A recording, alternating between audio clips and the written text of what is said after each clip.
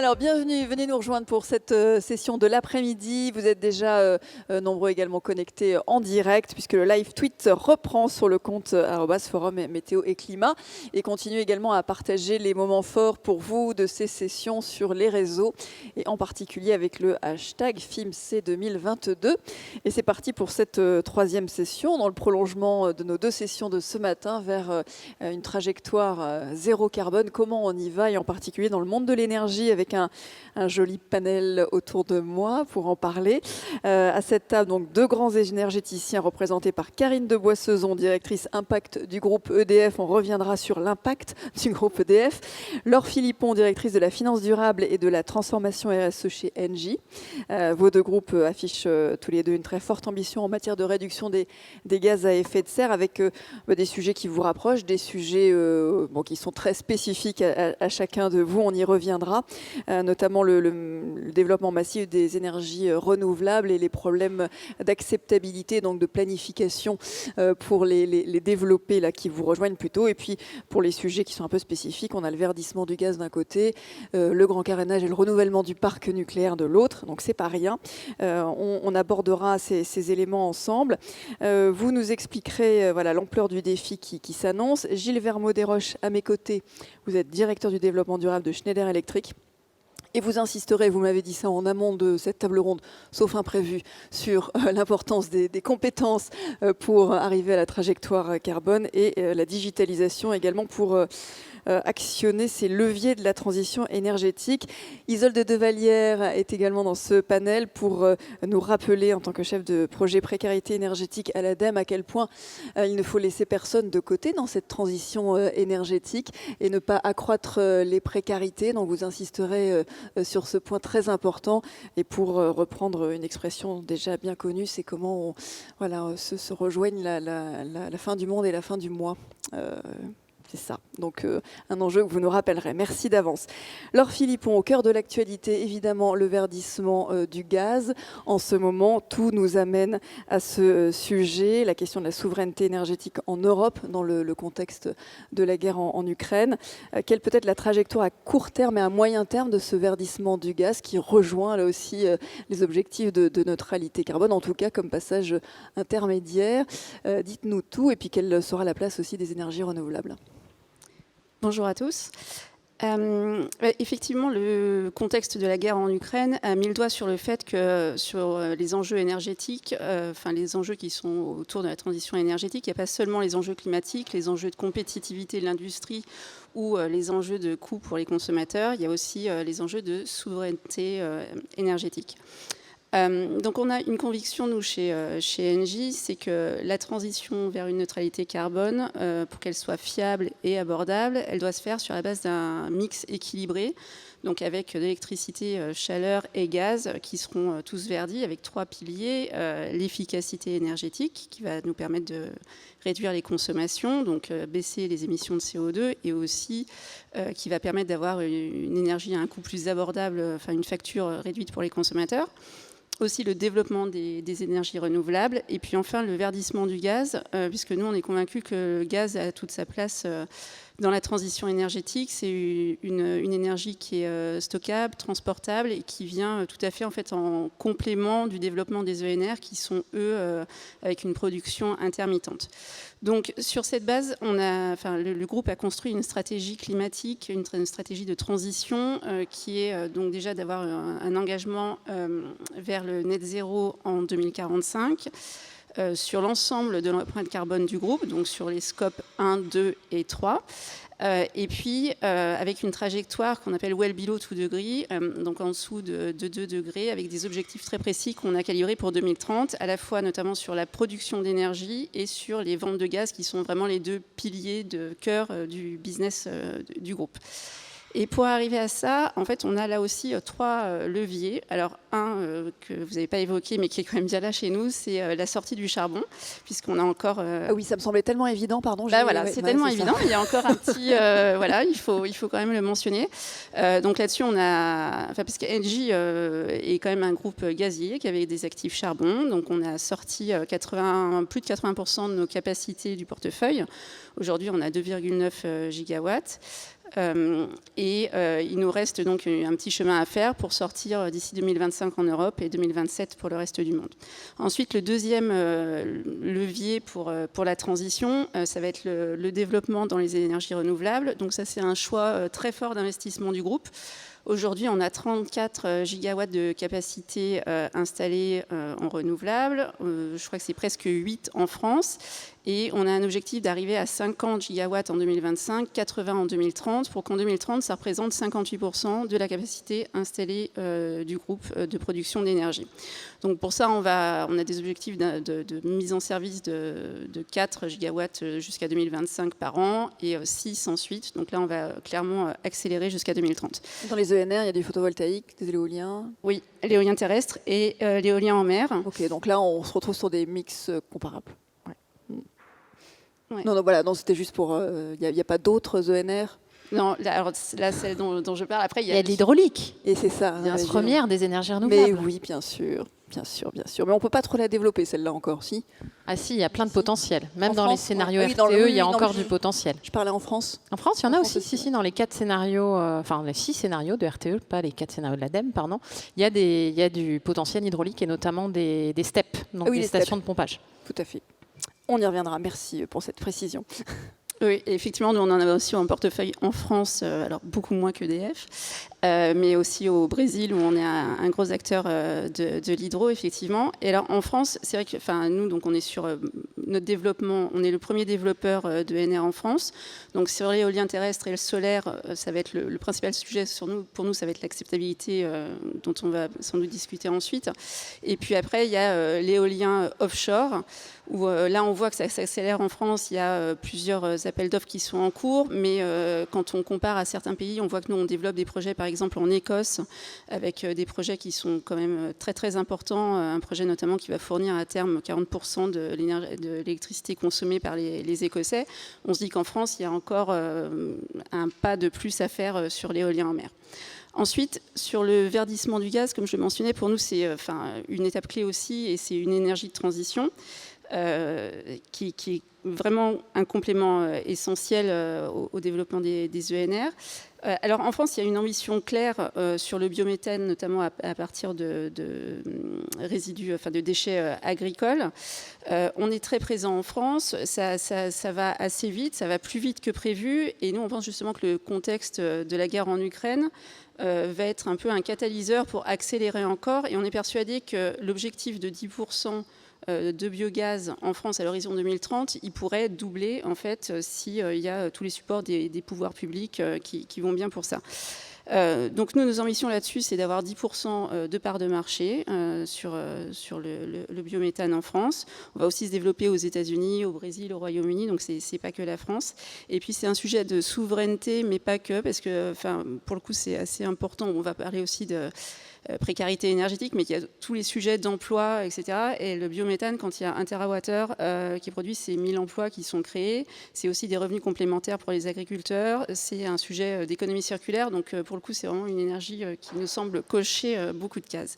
Et puis, enfin, il y a l'hydrogène. Je ne vais pas passer trop de temps dessus, mais pour le coup, on trouve que c'est un peu le chaînon manquant dans la transition énergétique et qu'il faut qu'on accélère là-dessus. La priorité, c'est sur le sujet décarbonation de l'industrie lourde. Donc on part du transport aérien, transport maritime, où là il y a beaucoup à faire, c'est très polluant, et l'hydrogène peut être une solution. Donc on a des objectifs, nous, de capacité de production de 4 gigawatts à l'horizon 2030, et puis on a aussi des objectifs en termes de nombre de stations, de réseaux de transport, et puis aussi de stockage d'hydrogène. On est en train de développer un projet, un démonstrateur de stockage en cavité saline, par exemple à Étré, dans l'Ain.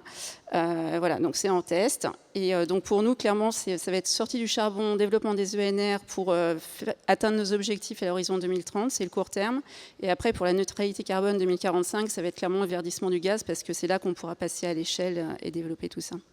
Voilà, alors on parlera des freins. Vous avez évoqué l'acceptabilité, d'autres enjeux également qui pourront vous rapprocher. Merci Karine de Boissezon. Alors lors de votre assemblée générale, c'était il n'y a pas très longtemps, vous présentiez la première résolution climat du groupe. Et vous avez aussi annoncé que la direction du développement durable devenait la direction de l'impact. La direction impact. Ah bah voilà, c'est bien ce qui me semblait. Parce que je ne m'octroie pas tout l'impact du groupe EDF. Non. Non. Alors c'est quoi ce changement de nom? Effectivement, 20 ans de direction de développement durable, et je rends hommage à ma prédécesseur qui en a fait 16 ans quand même, Claude Naon, que vous connaissez sûrement, beaucoup d'entre vous en tout cas. Alors pourquoi? En fait, il me semble, et en tout cas dans les entreprises, on s'en est tous rendu compte à la COP26 à Glasgow, que finalement on est tous engagés et les émissions continuent de monter. Et donc, il nous a semblé intéressant de prendre une posture d'humilité assez forte pour se dire, c'est bien, on parle beaucoup tout le temps, on est les leaders, on est les meilleurs, on est les numéros 1, mais en fait, on a tous des impacts négatifs. Toute activité humaine a des impacts négatifs. Évidemment, on a aussi des leviers et des actions positives. Et on trouvait que c'était bien de se placer dans ce paradigme des impacts pour les mesurer et pour réduire, encore une fois, nos impacts négatifs et maximiser nos impacts positifs. Donc c'est vraiment cette idée derrière de posture d'humilité. Donc c'est pas du tout une révolution. C'était pas du tout le point important de l'Assemblée générale. On a profité de l'Assemblée pour le faire. Le point clé, c'est effectivement la résolution climat. Engie aussi l'avait fait peu de temps avant nous. Alors pourquoi c'est important? Parce que il me semble, là encore, pour revenir à ce que je disais sur le fait qu'on s'engage tous, mais il se passe pas assez, ou en tout cas pas assez vite, c'est qu'on a besoin vraiment d'avoir un dialogue avec les parties prenantes sur les obstacles, les contraintes, parce que c'est pas si simple que ça de décarboner les derniers mégawattheures. Donc on a des technologies, oui, on les connaît, oui, mais il y a aussi vraiment des paris à faire pour qu'en 2050 on soit à la neutralité carbone. Et c'est aussi des paris sur les changements de comportement. On en a beaucoup parlé. C'est quoi le narratif de la sobriété? Et tout ça, ça nécessite vraiment de mettre tout sur la table. Et le plan de transition climatique qu'on a présenté à nos actionnaires, c'était aussi ça, c'était faire de la pédagogie sur le fait que c'est sympa le tableur Excel qui dit il n'y a plus de charbon, il n'y a plus de gaz et tout se passe bien en 2050, mais dans un système électrique résilient, ça ne marche pas du tout comme ça. Et ce qu'a dit Céline Guivard ce matin était très intéressant, c'est la neutralité carbone, il faut qu'elle soit résiliente à toute crise. Et ce qu'on vit aujourd'hui montre qu'on ne l'est pas du tout. Et donc voilà, donc c'est aussi ça l'enjeu pour moi, en tout cas dans la maturité qu'on doit tous avoir aujourd'hui, c'est mettre les choses dures aussi sur la table et ne pas se faire du naming and shaming comme ça est beaucoup la mode. Et évidemment, il en faut pour faire bouger aussi les entreprises. Le fait que EDF se soit vraiment préoccupé du fameux scope 3 qui sont les émissions indirectes, c'est 79% de notre bilan gaz à effet de serre. Avant que la coalition d'investisseurs qui est née après la COP 21 qui s'appelle Climate Action 100 fasse cette liste des 100 plus grands pollueurs de la planète et qu'EDF apparaisse en 77e position, je pense que personne ne pensait qu'EDF pouvait être dans les 100 plus grandes entreprises en termes de bilan gaz à effet de serre. Et c'est à cause du scope 3. Parce que si on regarde que nos émissions directes, on est les plus bas. On est d'ailleurs le plus grand producteur d'électricité décarbonée au monde. Mais n'empêche qu'on a 129 millions de tonnes de bilan gaz à effet de serre. C'est une responsabilité, c'est des impacts, et c'est comme ça qu'on veut travailler aujourd'hui avec nos parties prenantes. Et alors, de quelle façon, très précisément, pour réduire justement ce scope 3? Alors, donc le scope 3, c'est le plus dur, il n'y a aucun doute. Et donc, il y a des choses qu'on peut faire, et notamment, et je trouve que c'est des choses qui viennent beaucoup dans le discours aujourd'hui, c'est le lobby. Donc le lobby, ça peut sonner comme un mot négatif. Ouais, l'advocacy, on peut l'appeler le plaidoyer, mais c'est quand même important. C'est-à-dire, est-ce que ce qu'on dit, on le plaide de la même façon à Bruxelles et au Parlement en général pour avoir des normes, des directives, des politiques publiques qui vont dans le bon sens. Donc ça, c'est quand même important. On a aussi ce rôle-là. Et donc, si on dit qu'il faut décarboner les usages, décarboner le transport, décarboner l'habitat, il faut absolument que les politiques publiques, elles permettent de faire ça. Elles permettent de faire entrer de l'électricité décarbonée dans tous les usages, ou le maximum d'usages, parce qu'on ne pourra pas effectivement tout électrifier. Donc ça, c'est un rôle qu'on a. Et aujourd'hui, on a énormément de nos parties prenantes, que ce soit des ONG ou des actionnaires qui montrent justement des fois le grand écart entre le discours officiel des entreprises et ce qu'elles plaident par ailleurs dans les politiques publiques, dans leur fédération. Et donc ça, c'est un enjeu de cohérence. On a beaucoup parlé de cohérence, je pense, depuis ce matin. Et ça, je pense, c'est un élément important. Donc ça, c'est à notre main de faire en sorte qu'on soit cohérent entre ce qu'on veut faire et ce qu'on dit qu'on fait et ce qu'on fait vraiment. Ensuite, évidemment, on a des enjeux de changement de modèle d'affaires et notamment de développer des pompes pompes à chaleur. Donc les pompes à chaleur, ça décarbone énormément dans l'habitat. On n'a pas l'industrie aujourd'hui, on a beaucoup parlé de relocalisation et donc il faut qu'on investisse, il faut qu'on trouve des entreprises, des startups ou des entreprises plus matures pour les aider à accélérer dans le développement des pompes à chaleur. On est en train de faire des acquisitions dans ce domaine-là notamment pour aller plus vite. Ça va décarboner nos clients. Et puis, il faut évidemment faire en sorte que nos clients sachent eux-mêmes leur enjeu de décarbonation. Et là, tous les grands groupes ont un rôle majeur et Schneider, Gilles pourra en parler beaucoup, puisqu'on a un Climate Pledge qui a été lancé il y a quelques années en France pour engager toute la chaîne de nos fournisseurs pour faire eux-mêmes de la décarbonation et de les aider dans leur propre décarbonation. Donc, c'est vraiment un jeu circulaire finalement, parce que mon scope 3, c'est le scope 1 ou 2 de quelqu'un d'autre. Donc, à la fin des fins, je vais résoudre mon problème que parce que les autres aussi s'occupent de leurs problèmes de bilan carbone. Et ça va suffire parce que depuis ce matin, on nous dit qu'on n'est pas sur la bonne trajectoire, qu'il n'y a pas assez de rupture, que ça ne va pas assez vite. Le fait est qu'en France, notamment, faire son bilan carbone complet est obligatoire, mais il y a 0 sanction. Donc, je pense que quand même, déjà, on parle beaucoup de la donnée, on n'a pas les données, etc. Il y a un vrai sujet. Donc, nous, on publie notre bilan gaz à effet de serre complet depuis 2011. Il n'y a pas tant d'entreprises qui font ça encore. Et quand on ne mesure pas, on ne manage pas. Je pense que tout le monde est assez d'accord là-dessus. Alors, c'est vrai que c'est difficile. Il y a 15 postes différents dans le scope 3. Il y a beaucoup d'approximations. Donc oui, bien sûr, il y a encore des choses à faire sur la donnée. Et tant mieux, il y a plein de startups. Quand on regarde le monde des startups dans le climate tech, toutes les startups lèvent des fonds sur ces sujets de données pour faire des bilans carbone industrialisés, automatisés, parce que ça coûte cher, c'est long et c'est complexe. Donc il faut absolument disrupter là-dessus. Mais il y a encore des choses importantes qui sont des leviers, comme je pense, pour décarboner. Alors, on reviendra là aussi sur ce levier de la digitalisation dans un second temps. Gilles Vermaudet-Roche, l'électrification des usages qu'a évoqué Karine de Boissezon, c'est un des leviers pour atteindre la neutralité carbone, mais à quelles conditions, de quelle façon, comment ça peut se passer pour là aussi aller vers cette trajectoire et dans les temps? Merci beaucoup. Au fond, moi je pense qu'il y a 4 questions par rapport au débat dans lequel on est. La première, c'est va-t-on assez vite et assez loin? L'idée que chacun d'entre nous progresse, individuellement et collectivement, est probable. En prise de conscience et parfois en comportement.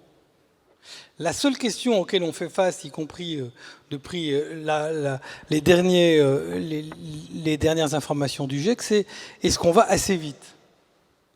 Et je pense que le grand débat dans lequel on doit chacun d'entre nous, individuellement et nous tous collectivement, en particulier ceux qui sont en responsabilité dans les entreprises, être profondément insatisfaits du progrès ou de l'impact qu'on a atteint, parce qu'on sait que ce n'est pas assez, premièrement, et on sait aussi qu'il y a un vaste monde qui est encore en période de développement, et que son développement est très lié à notre changement. Même si on n'est pas nombreux, les entreprises qui sont ici sont des entreprises mondiales qui ont des impacts ici et dans le monde. Pas les mêmes, parce qu'il y a des histoires qui sont différentes. Mais le premier sujet, me semble-t-il, pour chacun de nous en ressortant cette salle, c'est de dire qu'il n'en fait pas assez. Et deuxièmement, on avait une plaisanterie tout à l'heure, moi j'aurais bien aimé enlever les rideaux, ouvrir les fenêtres, pas mettre de clim, enlever la lumière, et c'était déjà un pas dans l'efficacité et la sobriété. On a dit que c'était c'est pas beaucoup, c'est pas beaucoup. Et on va vite dire que c'est impossible. Parce que j'ai ma veste, je vais l'enlever, parce que etc., etc. Mais globalement, c'est super important pour moi de se dire ça et de dire ça à Schneider Electric, parce que cet acte-là, on ne le fait pas, on ne le fera pas, alors qu'on parle de ce sujet. Imaginez ceux qui ne parlent pas de ce sujet. Et au fond, c'est ça qu'il faut qu'on mette au milieu dans la transformation. Premier point. Quand même, on a une salle ici et à distance de gens engagés, convaincus pour la plupart. Si vous leur dites qu'ils font déjà pas assez individuellement, exactement, on va frôler exactement. l'éco-anxiété. Je ne fais pas assez, je connais mes contradictions.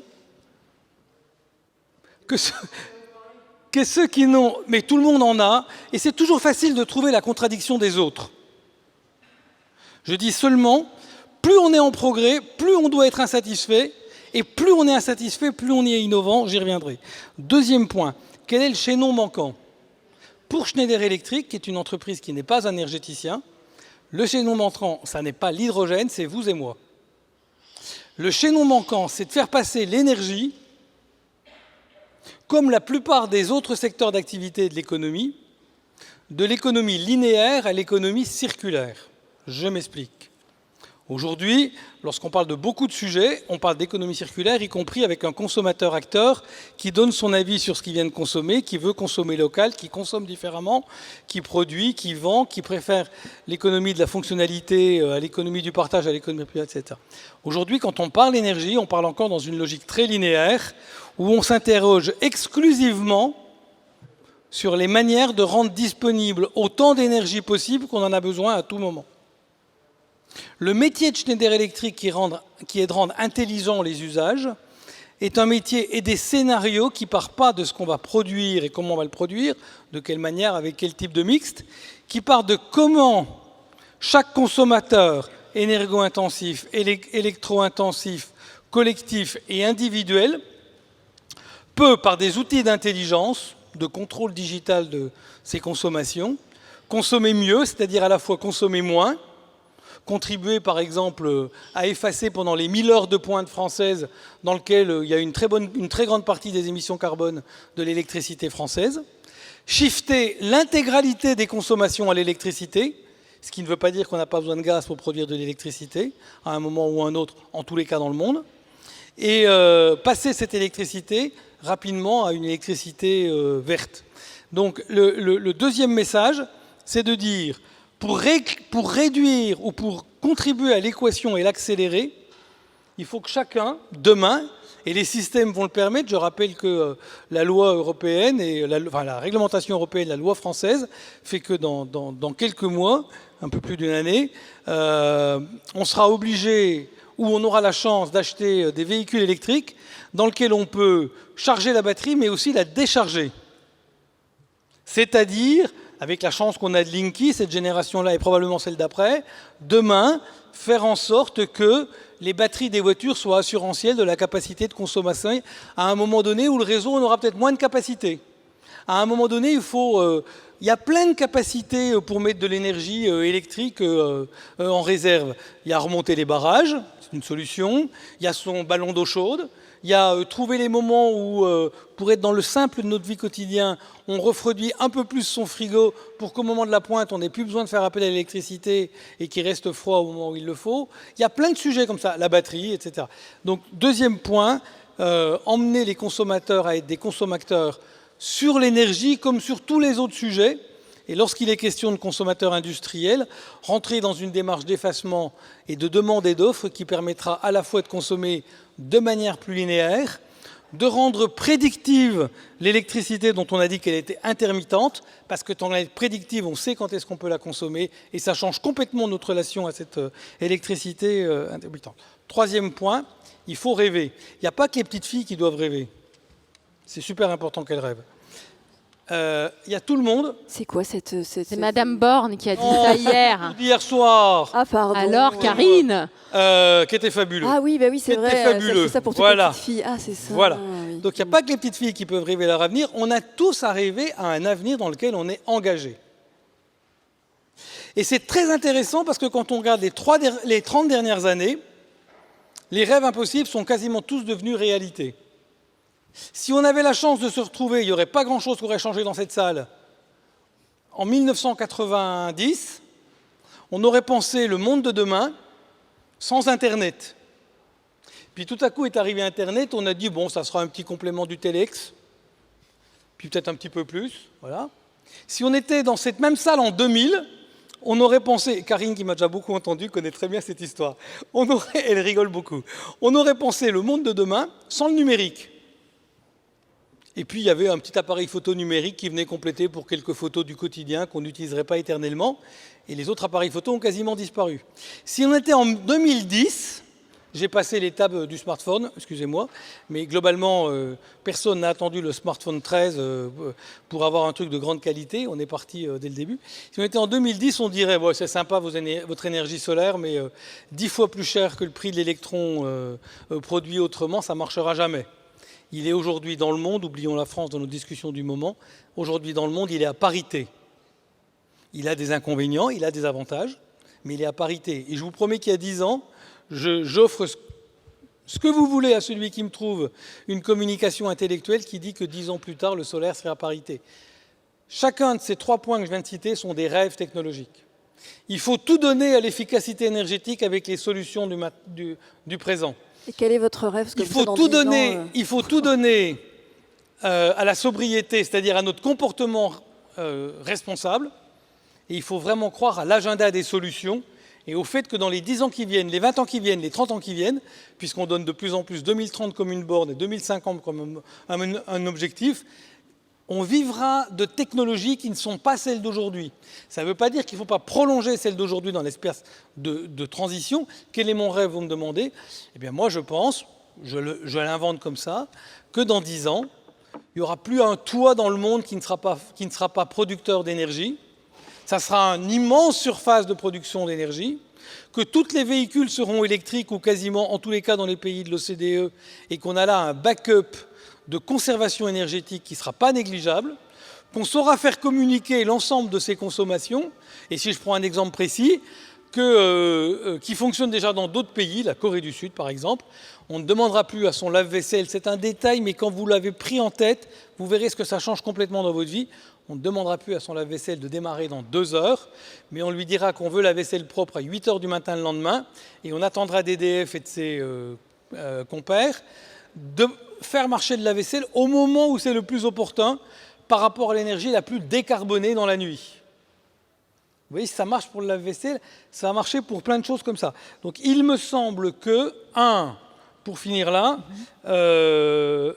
on a tous des efforts à faire, et singulièrement de sensibilisation. 2, il est question d'un chaînon manquant qui est le consommateur qui, sur le chemin de l'énergie, est peut-être moins engagé à être acteur que sur les autres, et il faut le faire. 3, les rêves technologiques vont probablement changer beaucoup de secteurs d'activité, dont celui-ci. Et 4, moi je ne m'appelle pas directeur du développement durable chez Schneider Electric, pas directeur d'impact, même si l'entreprise s'appelle entreprise à impact, mais le directeur de la citoyenneté, parce que l'on pense chez Schneider Electric, et je vais faire une petite transition, que c'est super bien de s'occuper du climat, c'est l'affaire du siècle, mais si en particulier dans les 10 ans qui viennent, on ne s'occupe pas des inégalités, que ce soit dans chaque pays ou entre les pays, et en particulier du plus d'1 milliard d'habitants de la planète qui n'a pas l'électricité aujourd'hui, alors il y aura des crises plus rapides et plus dures.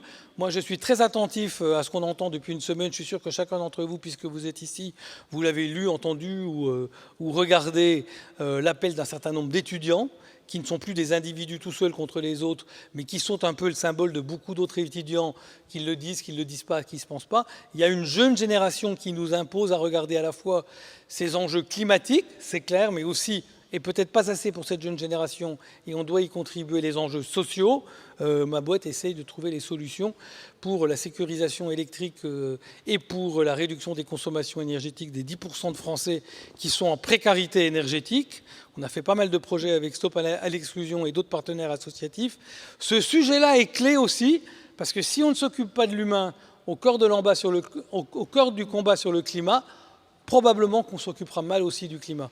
Merci, voilà qui complète le rêve, la diminution de la précarité. Isolde de Vallière, quelle transition, c'était pas prévu, mais c'est parfait. Vous pilotez donc l'Observatoire national de la précarité énergétique et vous assurez le suivi statistique du phénomène et l'impact des aides et des dispositifs, savoir si ça fonctionne. Quels sont les chiffres de la précarité aujourd'hui en France? Quelle est la tendance justement de l'Observatoire?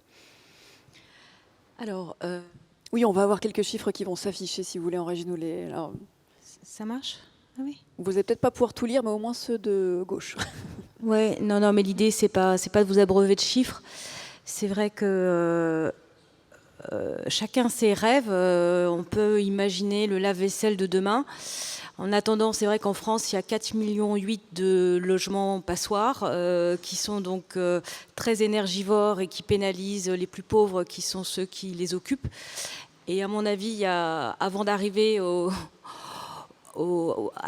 tout technologique qui effectivement apporte sûrement de l'intelligence, il faudrait effectivement la rénovation énergétique. D'abord travailler sur le logement des plus pauvres, qui soit abordable et que l'énergie puisse être accessible pour tous.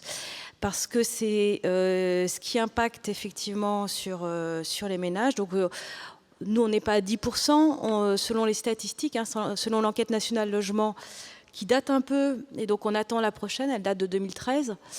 Il y a un ménage sur 5, donc 20% des ménages qui sont en précarité énergétique, c'est-à-dire qui ont du mal à se chauffer ou qui ont du mal à payer leur facture d'énergie. Avec des problèmes de santé qui sont liés directement. Évidemment, il y a donc des incidences sur la santé, sur la sécurité dans le logement, sur la sociabilité, puisque quand on a froid chez soi, on n'invite plus personne, etc.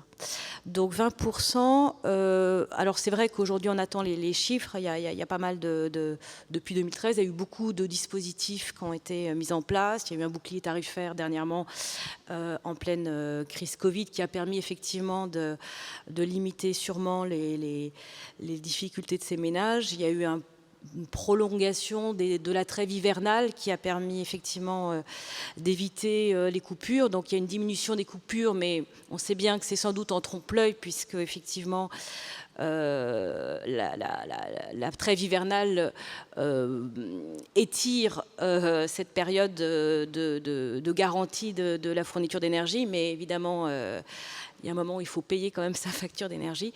Et donc effectivement tout ça, pour l'instant on est dans une période où on attend un peu de voir ce que la crise sanitaire a entraîné comme conséquence. Mais ce qu'on sait, c'est qu'effectivement, il y a de plus en plus de ménages qui ont du mal à vivre dans leur logement. Et on voit, quand on voit le nombre d'interventions pour coupure, le nombre de ménages qui demandent des aides auprès des bureaux d'aide ou des départements, le FSL Énergie, etc. Il y a effectivement une difficulté forte d'un certain nombre de ménages qui ne peuvent pas suivre finalement dans cette grande et vertueuse dynamique qu'est la transition énergétique, faute de pouvoir effectivement vivre dans un logement abordable et à des conditions supportables, quoi.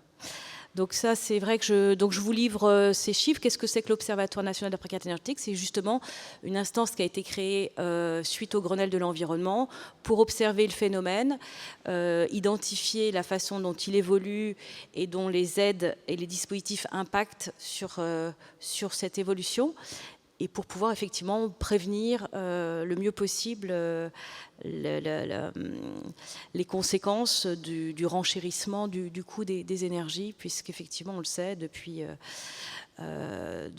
une dizaine d'années, donc les coûts de l'énergie augmentent, et alors que le niveau de vie des ménages parmi les 3 premiers déciles, donc parmi les plus pauvres, stagne. Voilà. Donc évidemment, il y a un écart qui se creuse et qui est compliqué de rattraper. Vous avez fait une étude sur quelques ménages, que vous avez étudié des comportements. Et qu'est-ce que vous en retirez justement sur les conditions d'une transition juste? Quelles seraient les conditions pour qu'on puisse commencer à évoquer une transition énergétique pour ces personnes-là? C'est déjà isoler les logements, c'est ça? Enfin, c'est la première chose à faire, c'est l'isolation. Ouais, vous évoquez une enquête longitudinale, c'est une première en France. On a voulu suivre effectivement 30 ménages en situation de précarité énergétique sur un an, à raison d'une visite tous les trimestres, pour voir un peu comment la situation évoluait dans le temps. Donc on est actuellement en train de traiter les résultats.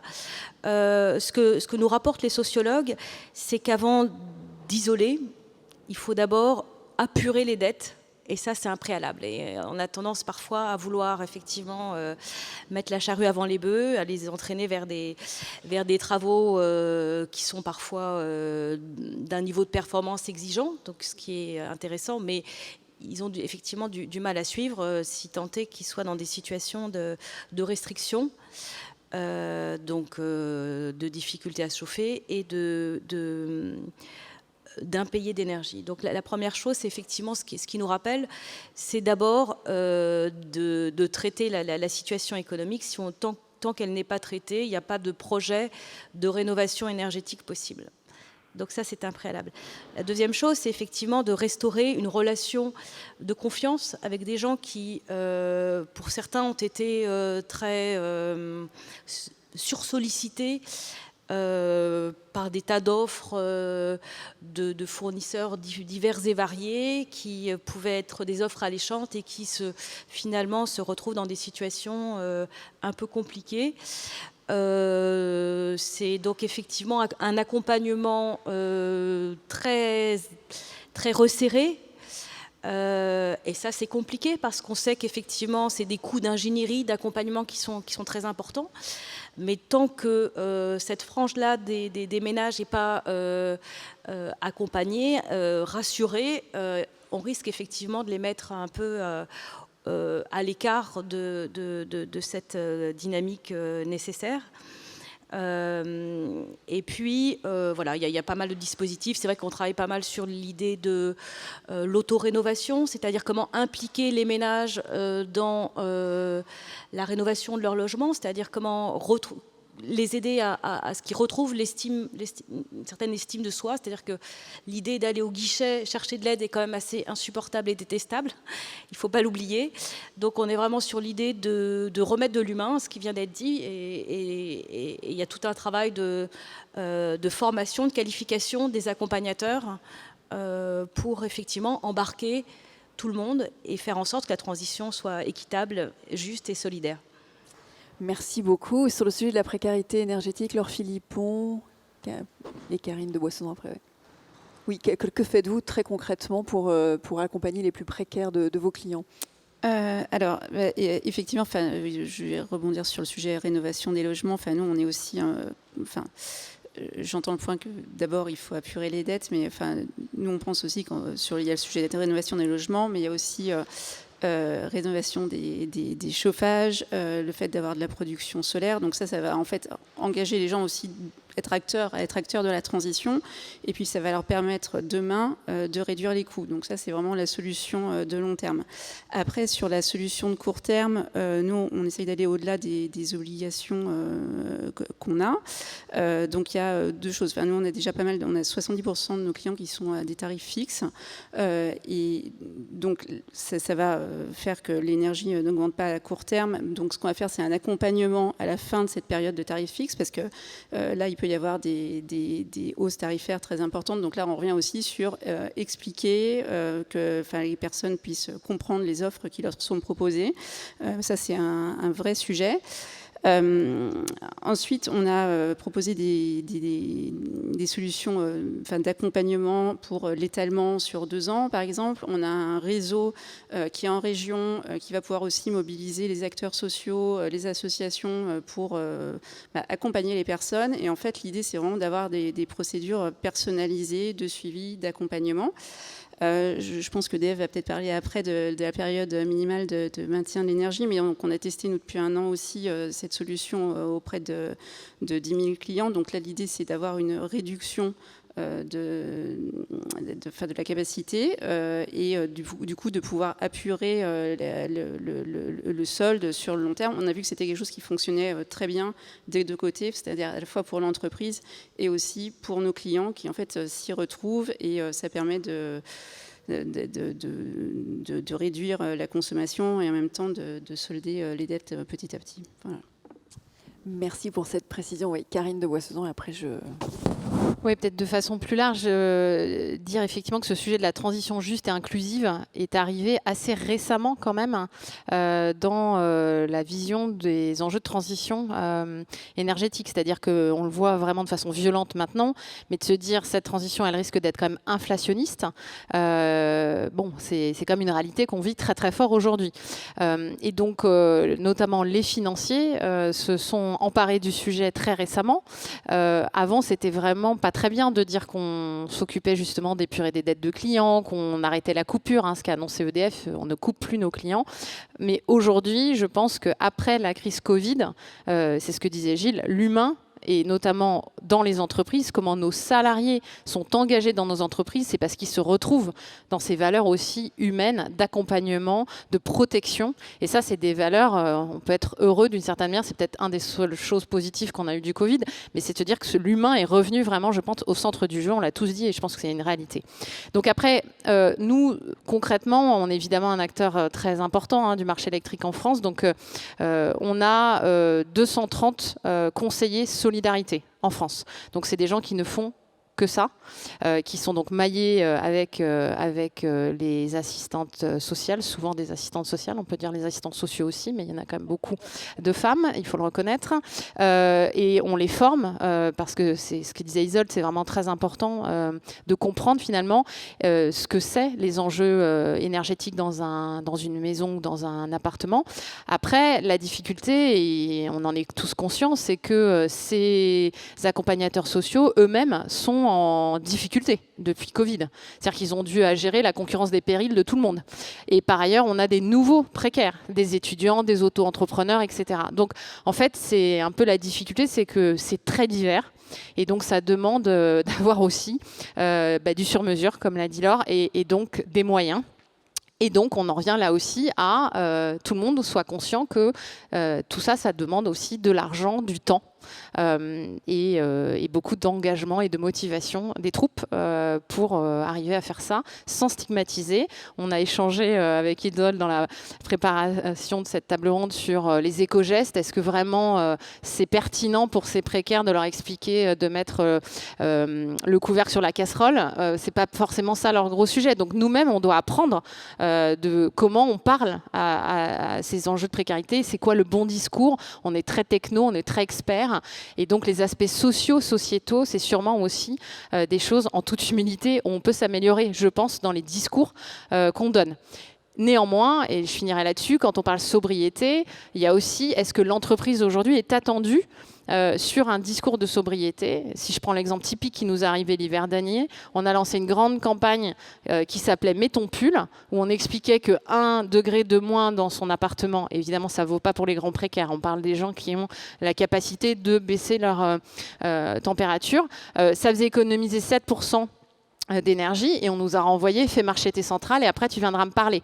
Donc voilà, donc en fait on a aussi qui parle, comment on parle, est-ce que, et ça revient aussi à ce qu'a dit Gilles, économie linéaire versus circulaire, tant qu'on est vu comme des gens qui veulent pousser des électrons, en fait on ne sera pas crédible sur le fait qu'on veut vraiment faire de la sobriété. Donc là il y a aussi un énorme changement de paradigme dans le discours qu'on porte pour qu'on soit crédible quand on parle de vrais sujets qui sont essentiels, quand on le voit avec la crise en Ukraine aussi, où on sait très bien que baisser de 1 ou 2 degrés la température partout, ça nous fait quand même vraiment économiser de l'énergie pour cet hiver, où on sait que ça va être très très dur. L'hiver prochain, oui. Oui. J'étais sur mon petit téléphone parce que je ne veux pas dire n'importe quoi. Je suis toujours intéressé sur comment, sur des sujets comme cela, on peut aussi s'enrichir de ce qui se fait ailleurs. Alors, dans un système énergétique très différent qu'est l'Angleterre, que je ne souhaite pas à la France, ils ont eu une démarche très intéressante pour 800 000 foyers de précaires. Enerplicity, je crois, ils ont subventionné la pose de panneaux photovoltaïques sur leur toit, qui n'a pas été payé par les foyers, qui leur a fait réduire leur consommation énergétique d'environ 260 € par an, soit à peu près le tiers de leur consommation, et ce faisant, qui les a aussi amenés dans une démarche plus technique de toucher du coup l'efficacité énergétique et d'être eux-mêmes formés, parce qu'il y a aussi cette question de la formation des plus précaires. Schneider Electric, par sa fondation, a beaucoup travaillé avec Unicité, et en particulier des volontaires allant dans les cités pour expliquer aux gens comment consommer moins. Peut-être pas changer la manière de programmer son lave-vaisselle, mais par exemple dégivrer son réfrigérateur pour consommer beaucoup moins d'énergie. Et ça peut être évident pour ceux qui le savent, et complètement, etc. Et donc je suis très intéressé par cette pensée out of the box. Alors j'ai pas mal vendu l'autoconsommation tout à l'heure, donc vous allez dire que je mets de l'eau à long moulin. Mais c'est intéressant de se dire que, y compris pour des personnes précaires, on a là une solution où, en les équipant de panneaux photovoltaïques, on réduit leur consommation énergétique, on réduit d'ailleurs la prise sur un réseau britannique qui n'est pas très bon et qui a un certain nombre de difficultés d'approvisionnement, et en même temps on les aide à être plus consommateurs. Et je pourrais dire un truc qui permettra de discuter plus longuement avec Madame de Vallière après, c'est que Schneider vend des petites solutions digitales de pilotage de sa maison, y compris aux plus précaires, et je suis sûr que quand on ne s'occupe pas de sa consommation énergétique, on n'utilise pas les fonctionnalités de cette solution digitale. Et dans les plus précaires, il y en a beaucoup qui ne sont probablement pas en capacité de les utiliser.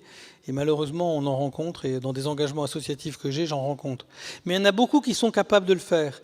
Et je vous promets qu'une solution qui leur permet de consommer au plus juste, dans un bâtiment qui peut être encore une passoire énergétique, qui leur permet de réduire de 20% leur consommation énergétique, et donc d'accroître un petit peu leur reste à vivre, lorsque celui-ci n'est pas grand, est hyper intéressant.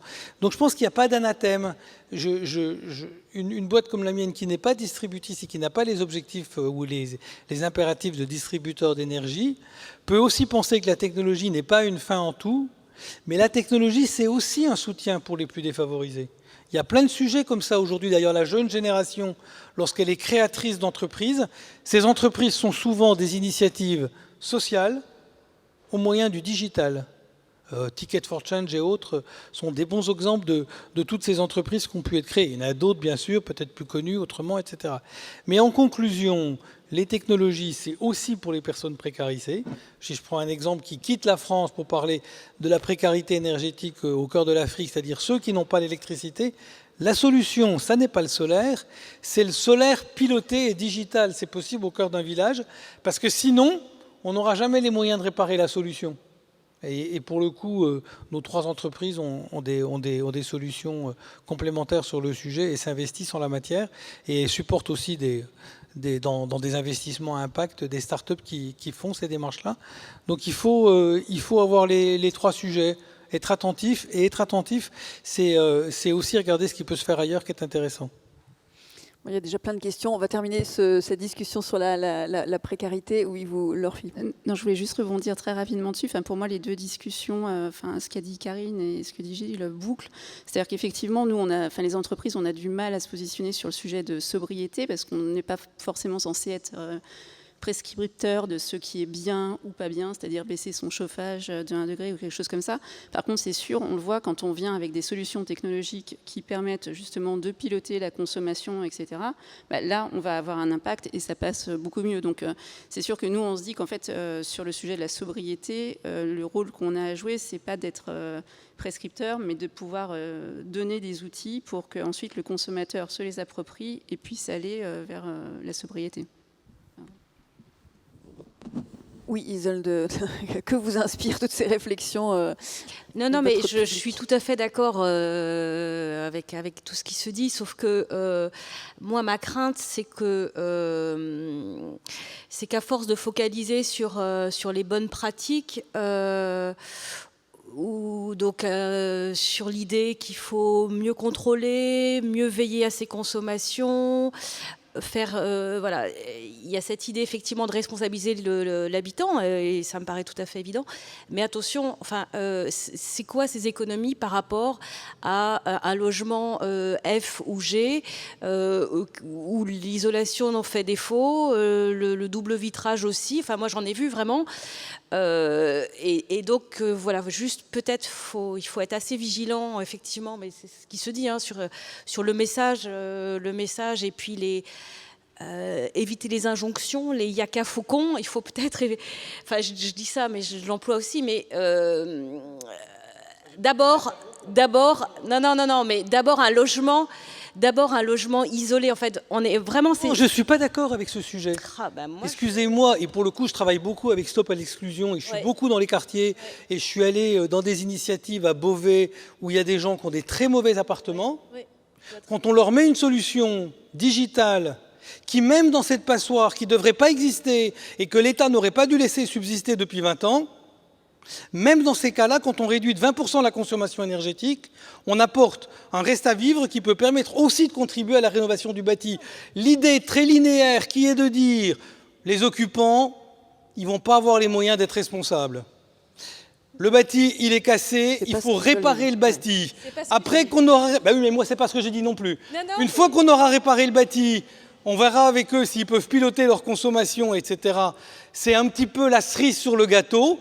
Je veux vous dire que cette cerise sur le gâteau, quand on n'a pas les moyens de faire des rénovations profondes dans tous les bâtiments des personnes précaires aujourd'hui, c'est non seulement pas la cerise sur le gâteau, mais plutôt le levain dans la pâte, qui fait qu'on commence par ça, on se donne les moyens, en réduisant la facture énergétique, d'avoir des moyens pour faire la rénovation lourde de la maison ou de l'appartement qu'il faudra faire, et qu'il faut vraiment penser autrement en mettant les habitants au cœur, et peut-être même que les technologies, ce n'est pas la cerise sur le gâteau, mais un des sujets qui permet de progresser. Bon, la finalité est la même. En même temps, on ne va pas non plus se bagarrer sur l'ordre. Mais oui, bon, d'accord. En tout cas, il y a un outil qui peut être intéressant pour prioriser sur les endroits les plus énergivores. C'est Geodeep. Alors, on va en parler. Il y a beaucoup de données à disposition. Enedis, notamment, fait partie de ces gros fournisseurs de données. GRDF également. Comment est-ce qu'on peut utiliser ces données intelligemment pour aller cibler, prioriser les endroits où il faut vraiment agir en urgence? Oui, et EDF aussi, hein, c'est-à-dire qu'effectivement, voilà, je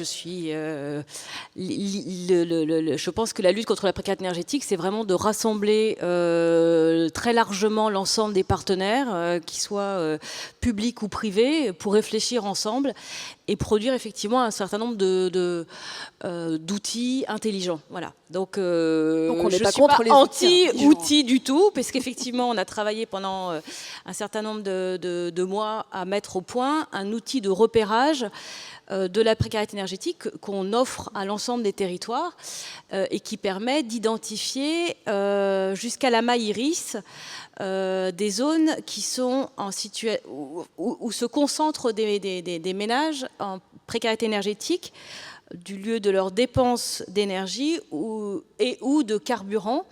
Donc c'est un outil qui est très précieux et qui voilà, on a rencontré énormément de collectivités qui souhaitent avoir accès à cet outil parce que ça permet de piloter sur son territoire, d'identifier et donc effectivement d'investir sur ces zones-là des moyens supplémentaires pour intervenir et puis effectivement rénover de façon un peu plus massive des zones d'habitat qui concentrent un certain nombre de ménages en précarité énergétique. Voilà, donc ça s'appelle Geodeep. C'est gratuit. C'est gratuit, c'est ça. Voilà, c'est vraiment de l'intérêt public et ça permet effectivement, en tout cas, l'idée c'est vraiment de repérer pour intervenir de façon adaptée et participer à prévenir la précarité énergétique. Non, mais c'est vraiment un bel exemple justement du numérique et de cette intelligence des données que l'on met au service de la transition et là pour le coup de la précarité énergétique. Est-ce que vous avez d'autres éclairages sur ce sujet-là Moi, je voudrais parler quand même de la solidarité qui existe quand même des clients. Donc nous, on a lancé le don d'énergie avec la Fondation Abbé Pierre. Et donc, en fait, quand vous payez votre facture, vous pouvez donner de l'énergie. Et ça se traduit en nombre de douches, en éclairage, en chauffage. Voilà, donc c'est une initiative qu'on a faite qui est aussi digitale puisque vous le faites de votre fil d'actu sur votre application EDF et moi. Et voilà, donc ça fait aussi partie, j'espère, des choses positives qu'on peut attendre de la mobilisation globale autour de ce sujet. Merci beaucoup. Il y a plein de questions. Ça vous va si on commence à prendre les questions du public ? Je ne sais pas par quoi commencer. Peut-être qu'on va commencer par la salle cette fois-ci, parce que sinon je vais on va m'attendre à la sortie. Ah ben oui, mais alors je suis trop tôt. Il n'y a pas de hôte et d'hôtesse avec les micros. Venez, messieurs, dames. Il y a des fils, là, ça va être compliqué. Hein. C'est ça, Merci beaucoup de me donner la parole. Raymond Zaré, ingénieur en retraite. Comme je ne pourrais pas tout dire, je ne voudrais pas oublier de remercier Météo et Climat et les organisateurs pour cette manifestation. Ensuite, ce que nous avons entendu depuis ce matin, c'est surtout comment prolonger notre mode de vie actuel tout en réduisant notre empreinte carbone. Mais il y a autre chose qui est possible, c'est changer radicalement notre mode de vie actuel pour réduire notre empreinte carbone. Donc il y a une question d'équilibre entre les deux points de vue et je voulais un peu insister là-dessus. Par exemple, ce matin, quand on a parlé du modèle agricole, on n'a absolument pas prononcé le nom de Solagro. Alors, si vous voulez, pour avoir autre chose que ce que vous avez entendu ce matin, vous pouvez taper sur Internet Solagro. Ensuite, là où je voulais en venir, c'est que il y a un enjeu qui n'est pas du tout français, qui est complètement international. Vous savez mieux que moi qu'il y a 26 000 TWh qui sont produits chaque année, dont 10 000 sont produits au charbon. Et je me pose la question du gaz dans la taxonomie, surtout depuis qu'on entend que l'Allemagne ne va plus soutenir le nucléaire dans la taxonomie. Donc je redoute qu'éventuellement le gaz fossile ne soit plus non plus dans la taxonomie, ce qui pour moi serait une mauvaise nouvelle. Même si les organisations très louables, que j'admire beaucoup, comme celle de Lucie Pinson, Reclaim Finance, militent pour que le gaz fossile ne soit pas dans la taxonomie. C'est une erreur. C'est une erreur et je vais vous dire pourquoi. Alors, dans les 26 000 TWh, il y a 10 000 TWh au charbon. Chaque fois qu'on remplace 1000 TWh au charbon par 1000 TWh de gaz, je parle bien de substitution, je ne parle pas d'additionnalité, on gagne à peu près 1 gigatonne de carbone. Et si l'installation dure au moins 15 ans, ce qui est le minimum, ça fait 15 gigatonnes de gagner. Donc voilà, je voulais attirer l'attention des gens qui sont là, en particulier d'Engie, mais pas seulement. C'est qu'il y a un enjeu sur le gaz fossile. J'ai entendu parler du biogaz, bravo le biogaz. Mais chaque fois qu'on augmente de quelques pourcents, c'est-à-dire de 2000 TWh la production de gaz fossile, on peut économiser en 15 ans 15 gigatonnes en remplaçant 1000 TWh de charbon par 1000 TWh de gaz fossile. Merci de m'avoir écouté. Merci beaucoup voilà, pour cette précision sur la taxonomie européenne qui mériterait une table ronde en soi. Mais pourquoi pas. Une autre fois peut-être. Si vous voulez réagir, soit non. Bon, allez, il y a plein de questions. Allez-y. Oui, c'est une petite remarque sur la précarité énergétique. On a beaucoup parlé de la consommation en hiver d'énergie, mais je pense qu'il faut aller au-delà de ça. Quand vous avez un logement qui est mal isolé, où il y a une mauvaise ventilation, c'est aussi des problèmes de pathologie qui peuvent amener des maladies. Ça, on a abordé le problème de santé, bien sûr. C'est aussi un gros problème de confort d'été. On le voit à Paris, sous les ponts, si vous êtes orienté plein sud, mal isolé, pas de volet, avant d'avoir une clim, il n'y a pas de solution, même technologique, intelligente, d'agir là-dessus. Donc je pense vraiment que la rénovation, dans plein de cas, c'est vraiment la chose à faire en premier. On ne peut pas, par la technologie, combattre tous les problèmes de précarité énergétique. Avec le réchauffement de la planète, vous avez raison, il y a aussi le confort d'été qui fait partie de cette précarité énergétique. Oui.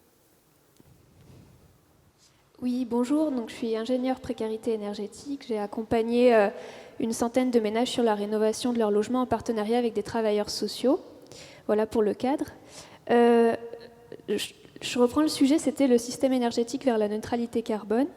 Donc la neutralité carbone, c'est parce qu'on émet beaucoup de carbone.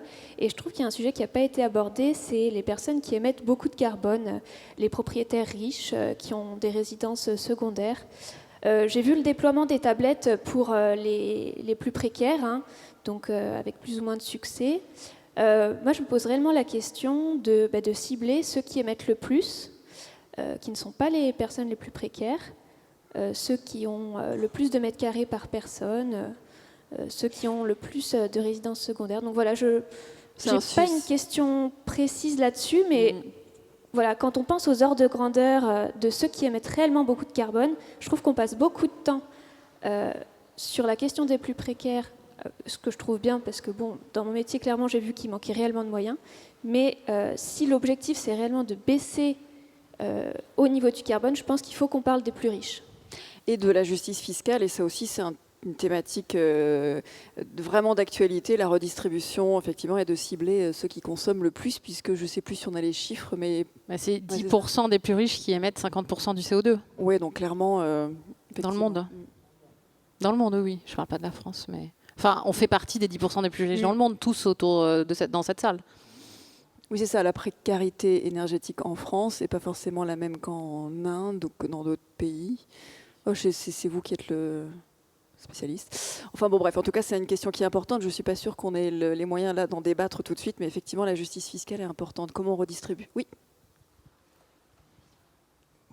Oui, Vincent Pircher, donc je suis retraité de Météo France et du ministère de la Transition écologique. Moi, vous avez peu abordé les besoins industriels. Enfin, est-ce qu'il y a un enjeu par rapport au système énergétique sur ce que doit faire l'industrie? Je pense le béton, les aciers, le verre. Voilà. Est-ce que vous pouvez nous éclairer là-dessus?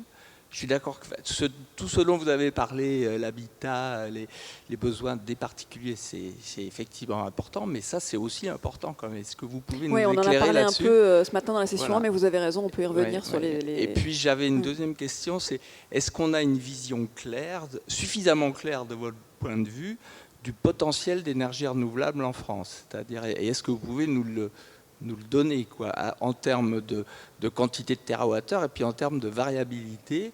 Est-ce que vous estimez que, qu'est-ce qu'il est raisonnable de faire, qu'est-ce qui est un petit peu illusoire de réussir à obtenir? Dans l'état actuel du stockage, stockage, de nos mais on connaissances. voit que le rêve peut nous amener plus loin. Et en tout cas, il y a aussi cette question de l'acceptabilité, jusqu'où on peut aller sur les différents territoires dans les ENR. Ça, c'est aussi une... Alors, dans quel ordre? Oui.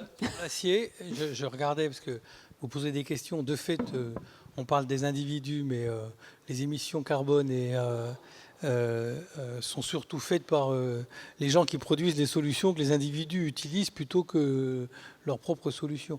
Je regardais une news que vous avez tous accès à cette news, ce qui montre qu'il y a des choses possibles. Quand ArcelorMittal annonce, avec le soutien de l'État, réduire de 35% ses émissions de carbone en 2030, c'est-à-dire pas dans très longtemps, ça veut dire que la production de ciment, Vicat fait des choses assez impressionnantes aujourd'hui dans la réduction des émissions de carbone de la tonne de carbone que produit Vicat. Là, on a là quelque chose sur l'acier. Ça veut dire, vous avez raison, que l'agenda des solutions, Karine parlait d'une démarche que vous pouvez regarder sur Internet qui s'appelle le French Business Climate Pledge. French Business Climate Pledge, qui est porté par tous les grands réseaux d'entreprises françaises. Tous les grands, voilà, pas que des grandes entreprises, parce qu'il y a plus de 350 entreprises qui l'ont signé, des grandes entreprises comme nous, mais aussi des entreprises qui, pour s'occuper de leur scope 3, accompagnent leurs fournisseurs ou leurs clients à signer le pledge. Engie, EDF, Schneider, on a fait signer.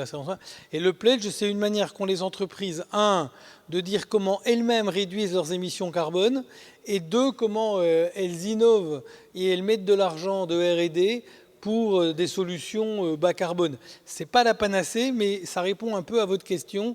Chacune de ces entreprises qui représentent tous les grands secteurs d'activité française explique comment, de fait, une des démarches, c'est l'agenda des solutions. L'innovation, ce n'est pas une fin en soi, et ça ne nous empêche pas d'être responsables, ni même la régulation pour le devenir davantage, mais il faut aller en ce sens-là. Par rapport aux propos du premier monsieur, c'est assez intéressant, parce que vous nous dites, monsieur, dans un premier temps, que le grand travail que nous faisons, c'est de, si possible, ne pas changer notre mode de vie, de le prolonger en étant plus efficient, si j'ai bien compris, alors même qu'il faudrait faire un grand saut pour faire autrement.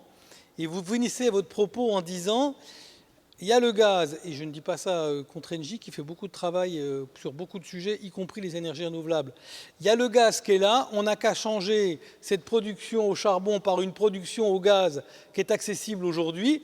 Je vous dis, monsieur, qu'au regard de tout ce que ça représente comme investissement dans le monde, il faut peut-être garder cet investissement pour directement passer à une production électrique et pas le faire deux fois, aujourd'hui et dans 10 ans. Et qu'il y a toute une question de l'intermédiaire, de savoir s'il faut faire des transitions rapides ou pas rapides, s'il vaut mieux prolonger des solutions parfois pas bonnes pour aller directement à celles d'après, etc., etc. C'est un vrai grand sujet parce que, comme vous l'avez montré, il est mondial. De fait, on a un beau sujet français où il y a, je crois, plus qu'une centrale au charbon et qui a été appelée là pour des raisons du moment, mais qui probablement, quand on regarde le longtemps, n'est pas un sujet. C'est un vrai sujet dans le monde et ils sont construits encore et c'est bien dramatique. Mais vous et moi, quand on pense le monde de demain, on ne pense pas le monde en transition, on pense le coup d'après. Et je pense que toutes les évolutions qui ont été faites récemment dans le champ de l'électricité devrait passer plus rapidement à une logique électrique qu'à une logique d'usage du gaz. Vous parlez du gaz dans l'électricité, c'est très bien, mais il ne faut pas mettre ses œufs dans le même panier, y compris dans l'évolution dans les pays pauvres. Oui, et du coup, si je peux peut-être partager très rapidement l'expérience d'Engie sur les fermetures de centrales charbon, en tout cas la sortie du charbon. Enfin, moi, je pense qu'il n'y a pas une solution sur le charbon, et notamment parce qu'on boucle avec les sujets de transition juste. C'est-à-dire que nous, chez Engie, on s'est mis un espèce de merit order, enfin, un ordre de sortie des centrales. Donc, en premier, on essaye de fermer les centrales charbon. Si ça n'est pas possible, de les convertir, et en dernier recours, on va les vendre. Et donc là, d'ailleurs, c'est assez marrant les discussions qu'on a avec nos parties prenantes, que ce soit les investisseurs ou les ONG, parce que personne n'est d'accord là-dessus. Certains nous disent que c'est inacceptable de vendre la centrale à charbon puisqu'elle va continuer d'émettre, etc. Sauf que dans un cadre de transition juste, l'an dernier, on a vendu la centrale de Jorge Lacerda au Brésil. C'était une centrale qui avait un bassin d'emploi vraiment énorme. Je crois que c'était 15 000 personnes qui, entre la mine et la centrale, dépendaient de la centrale. Le gouvernement local avait besoin de cette centrale pour la fourniture d'électricité localement. Et donc, on a travaillé avec toutes nos parties prenantes locales pour voir quelle était la meilleure solution. Et il s'est avéré qu'à court terme, la meilleure solution, c'était de vendre cette centrale pour Engie. Et après, on a d'autres cas, comme le Chili, où on s'est engagé sur une sortie du charbon, avec à la fois un développement massif dans les renouvelables, là on boucle avec ce que Gilles mentionne, et aussi avec des conversions, une au gaz, une à la biomasse. Mais en fait, il n'y a pas une seule solution sur le charbon, ça va vraiment dépendre des enjeux locaux, des parties prenantes qui sont impliquées, etc. Donc voilà. Oui, non, mais... Alors, oui. Oui, peut-être pour finir sur la question du potentiel des ENR. Voilà, donc, le potentiel des ENR. Alors, je pense qu'on est à peu près 3 voix qui disent quand même la même chose sur le fait qu'on est plutôt en faveur de quelque chose de diversifié, plutôt que mettre 100% de nos œufs dans le même panier. La bonne nouvelle, même si on peut se dire que c'est toujours très clivant en France, parce que ça termine entre ENR et nucléaire, alors que c'est vraiment le petit bout de la lorgnette, le sujet, puisque l'électricité, elle est déjà décarbonée en France, et le vrai sujet, c'est les fossiles dans tous les autres usages. Donc c'est pour ça qu'on a beaucoup parlé du transport, on a beaucoup parlé du bâtiment, parce que c'est quand même là qu'il y a les émissions de CO2 en France, quand même. Et puis l'agriculture, bien sûr, on en a parlé beaucoup ce matin.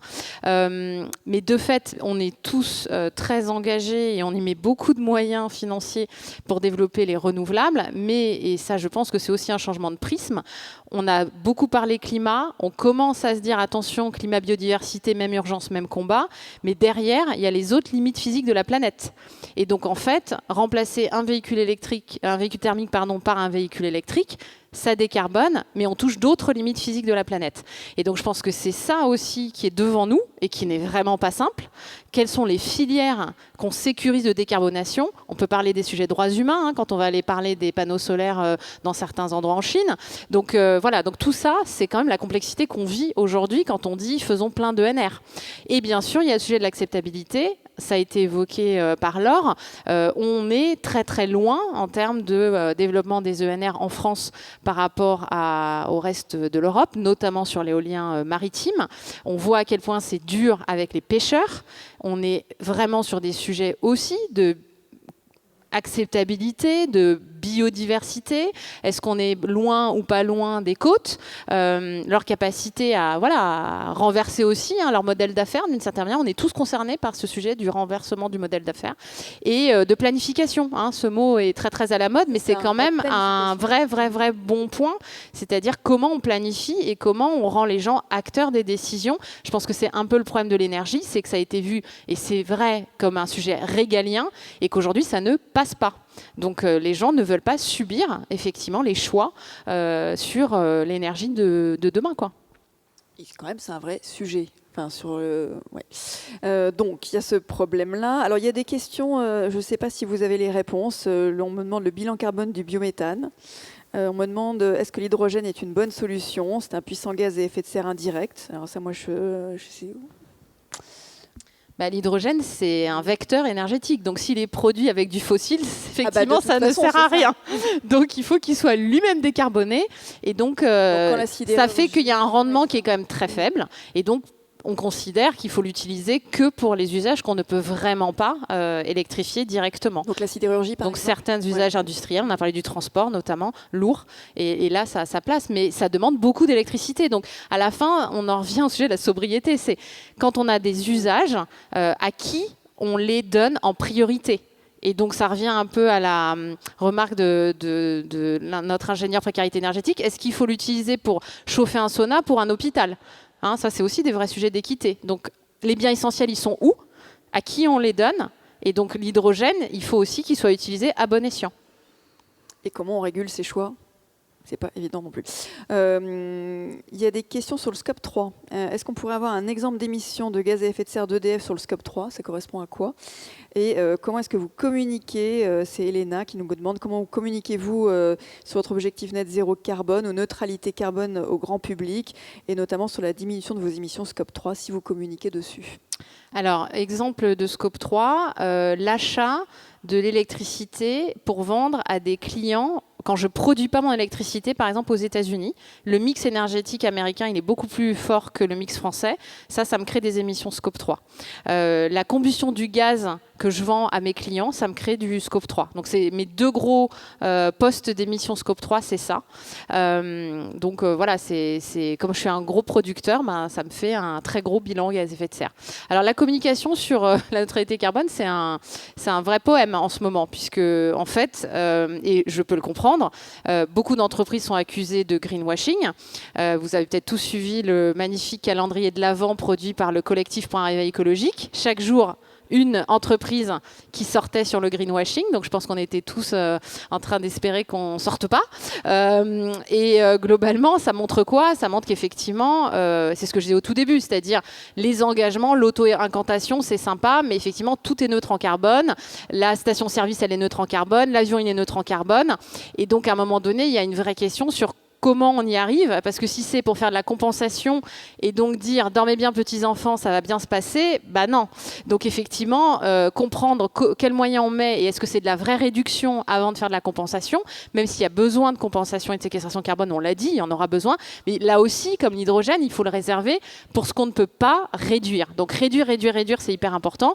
Et donc la communication pour les entreprises sur la neutralité carbone, elle est quand même très complexe parce qu'on est très surveillé, ce qui est bien, mais du coup, dès que vous parlez de neutralité carbone, vous avez 12 notes de bas de page sur votre publicité. Donc, en fait, on perd un tout petit peu le client, globalement.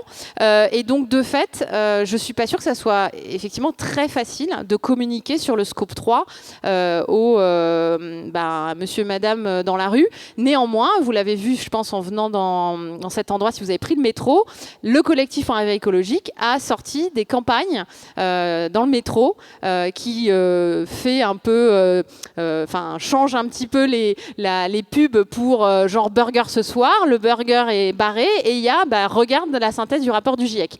Donc on peut quand même éduquer, encore une fois, la population sur ces sujets sans passer que par la publicité des entreprises. Oui, surtout que maintenant sur les réseaux sociaux, il y a quand même pas mal de petites vidéos très pédagogiques qui s'adressent à tout le monde. Oui, c'est bon, c'est à vous.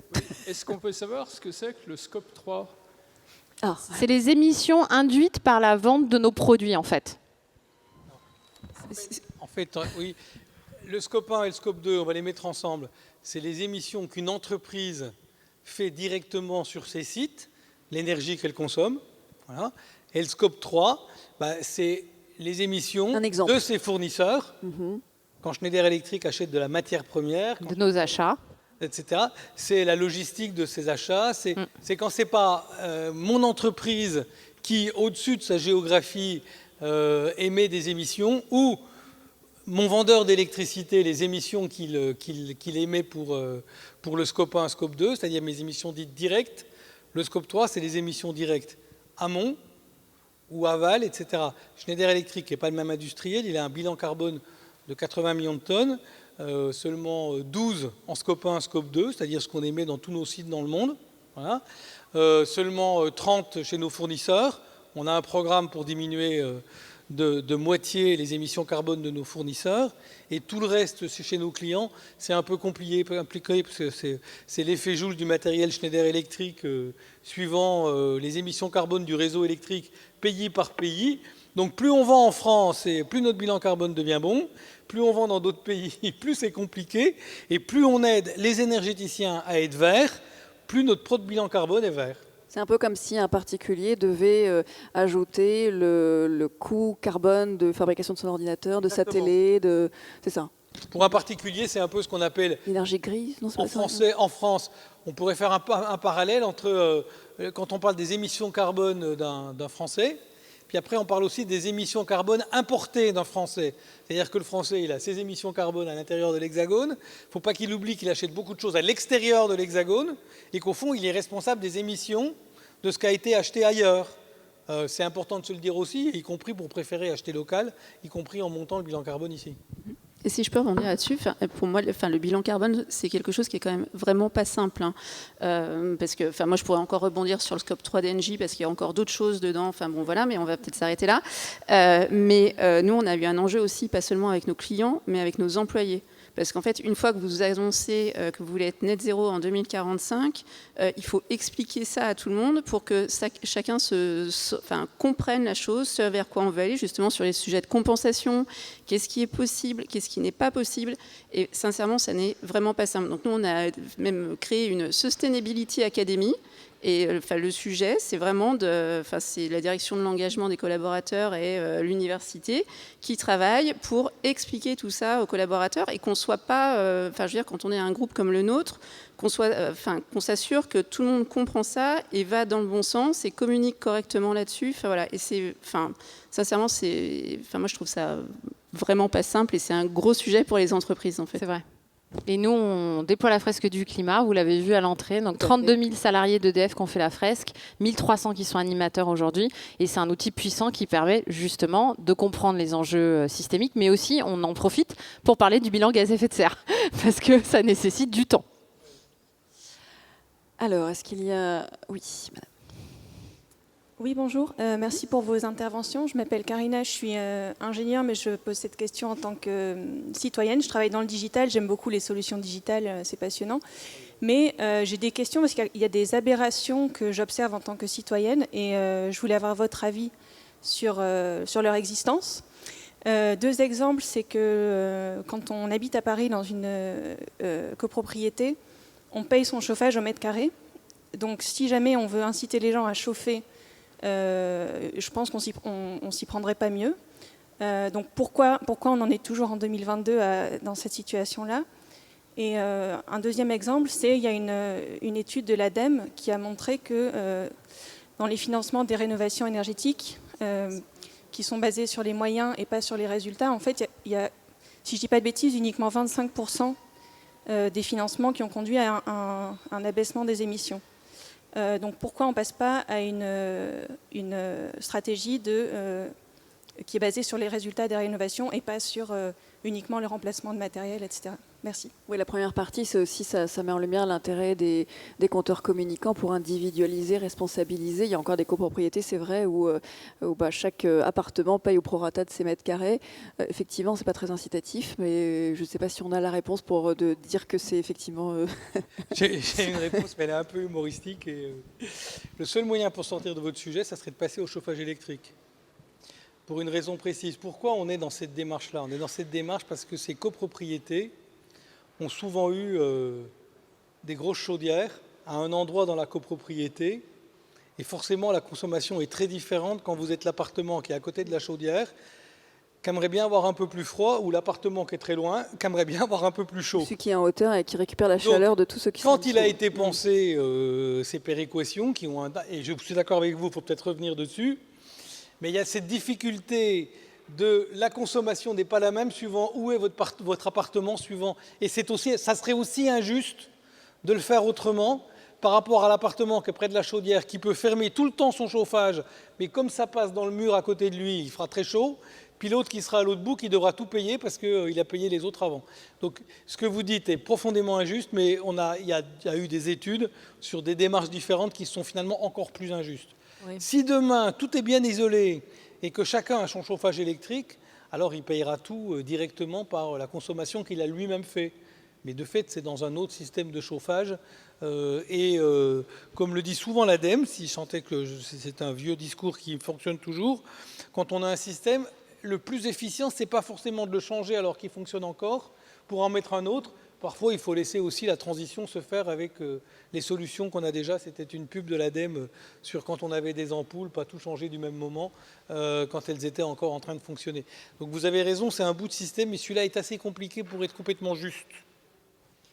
Oui, et peut-être pour compléter, justement dans nos études, on s'est rendu compte que le chauffage collectif prévenait de la précarité énergétique. Donc effectivement, pour celui qui a les moyens et qui veut moins payer, et surtout pas pour son voisin, c'est injuste. Mais pour celui qui n'a pas vraiment les moyens et qui est content d'avoir du confort, c'est pas mal. Donc tout dépend du point de vue où on se place, quoi.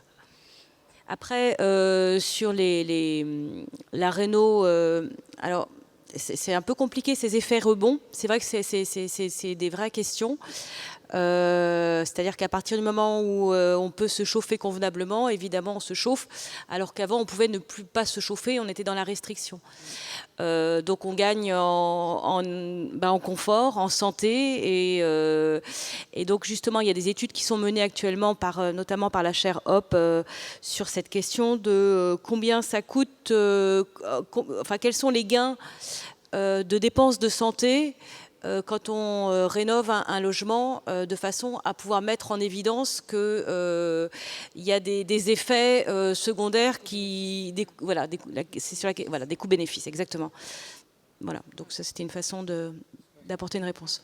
Voilà, il y a un sujet également qu'on n'a pas encore abordé vraiment, c'est le sujet des compétences. On a parlé beaucoup d'évolution, d'enjeux, de défis. Est-ce qu'on va y arriver sur le sujet des compétences? Je sais que c'est un gros sujet pour le parc nucléaire d'EDF, notamment. Oui, non, tout à fait. Donc, alors c'est un sujet large, je pense, aujourd'hui, de dire, et notamment un sujet de féminisation aussi, par ailleurs. On n'a pas assez de femmes dans ces métiers de la transition. Donc oui, nous, ça nous préoccupe depuis quelques temps. Donc la bonne nouvelle, c'est comme ça fait quelques temps que ça nous préoccupe, on essaie de s'en occuper, notamment sur des choses très concrètes, vous l'avez dit, dans le parc nucléaire, avec des enjeux de soudeurs, par exemple. On n'a pas de soudeurs.